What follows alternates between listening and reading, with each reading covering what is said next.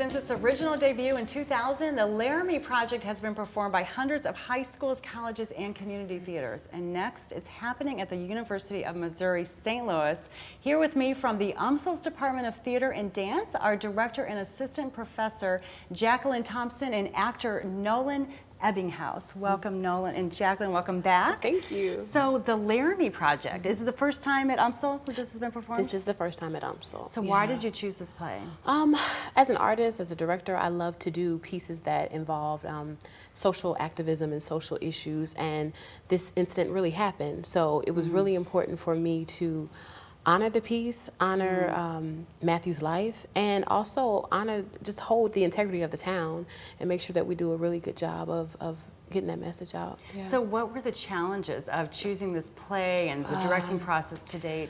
It's a heavy piece, and living with that for 4 or 6 months, knowing that, you know, Matthew's not coming back, and knowing that we have to once again honor his memory and his legacy, and making sure that we don't make caricatures of these people in the town.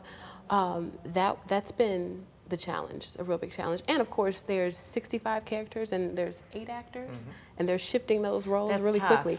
It's really tough. So what was the casting like for that? Nolan, we're going to get to you in a minute. Oh my goodness, the casting. I would give them a piece and I would just give them extreme differences, you know, like different directions, just to see if they, number one, took direction well, and to see how they could morph physically and vocally and things like that. Did you have a lot of students come out to audition? I did. We had a really good turnout, so it was really hard. So 8 selected, and Nolan. So you're one of them. Is your first acting experience at Umsl, is that right? Indeed, at Umsl, it is my first experience acting there. So why did it take you so long? Because you're a senior, right? Well, yes, I am a senior. I just never thought of myself as getting back into theater. I did some things in high school, you know. I played Elwood P. Dowd and Harvey, and I played the dentist in Little Shop of Horrors, you know. I really enjoyed it, but I started getting into some really serious stuff with studying political science, and I found myself being, you know, in this space where it didn't seem like a real thing I could do. But through some time, you know, I work at this restaurant where it's kind of an actor's haunt, and you know, I would come in contact with actors all the time and see plays every Sunday, basically, whenever they had the season going. I just thought, well, you know what, I should take an acting class. And so that's how I met Jackie. Oh, interesting. So you met there just taking a class, and she was your professor. And so you had, when you decided to, was it the class that inspired you to audition? I would say so. I mean, I really put a lot of effort into that class. I didn't treat it like a throwaway class, like sometimes I think people will do with certain things in the arts, which is unfortunate. And through that process, I think Jackie helped me realize that I have something in me to offer. And she said, you know, I'm doing this play in springtime, the Laramie Project. Look into it and come try out for it. And Jacqueline, how have you seen Nolan grow as an actor through this experience? I was just telling him in the green room that I told them all to take risks, and you know, I'm like, I will catch you. I'll pull you back if something, you know, if a choice is not right. And he is fearless. He's taking some courageous risks with his characters.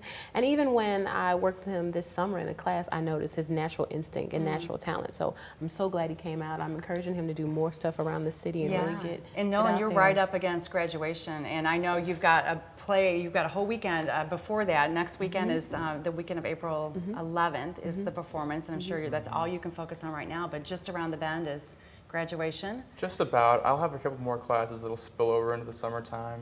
But we won't talk about that. But I'm not too worried about it. But what about acting for your future? I mean, you've got your sights set on political science, but do you think there's going to be a way to continue doing some acting? I think that it's important for people to be able to, if they have a message they want to offer, figure out the best way to package that message. And I think that because I do feel naturally inclined to be a performer, you know, when I get a 20 top of people coming into the restaurant, you know, I find it to be a great time to, you know, try some things out, perhaps. There you go. So politically speaking, I would think that basically I want to be a dynamic speaker, keep people's attention as our attention spans start to decrease more and more. So I think that's basically what it boils down to for me. Now, as far as acting goes, I mean, I'll try it out. This experience has allowed me the freedom to say, you know what, I'm just going to go for it. Yeah. Well, at the very least, I think acting the way you've sort of added as an extracurricular just helps you to build confidence. Would you agree, Jacqueline? Most definitely, most definitely. And that's yeah. applicable to anything, anything that you do.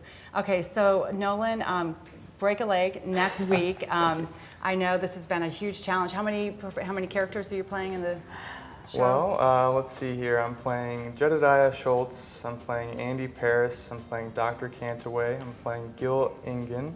Okay, the list continues. Yeah, so a lot of characters, a lot of memorizing, right? Yes. All right, Nolan will be leaving us after this interview, but after this break, Jacqueline and I will be joined by student director Amber Enke. Stay with us.